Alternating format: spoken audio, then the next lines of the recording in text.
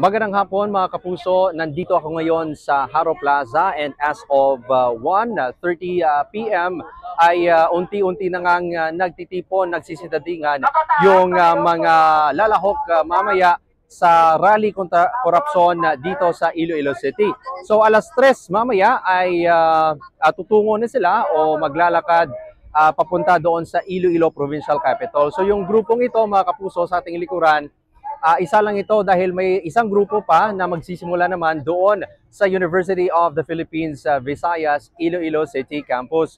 So makita natin na naramihan talaga sa kanila ay nakasuot ng kulay puti, yung iba naman ay nakapula. Yung iba, yung may mga panyo na dito sa kanilang mga leeg bilang pagbibigay pugay na rin sa ating bayani na si Andres Bonifacio na pinagdiriwang yung kanyang araw ngayong November 30. So sa ngayon mga kapuso ay nagpa-practice yung mga lalahok dito na mga sasabihin habang nagmamarcha papunta doon sa Iloilo Provincial Capital.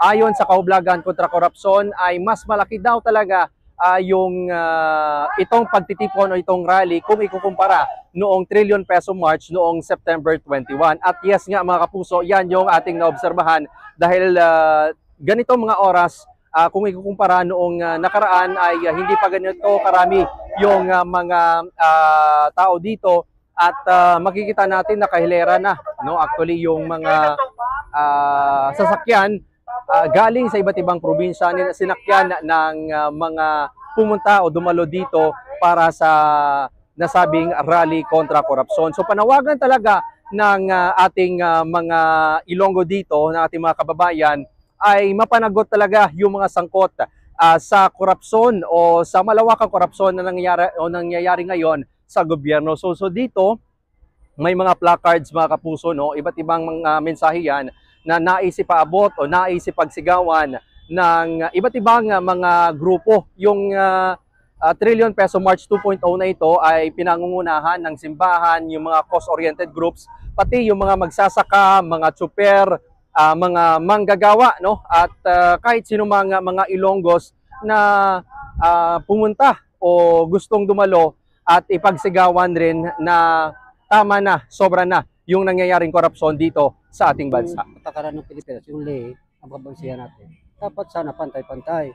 Yung nautsebahan natin, milyon na, bilyon na, trilyon na ang abutin.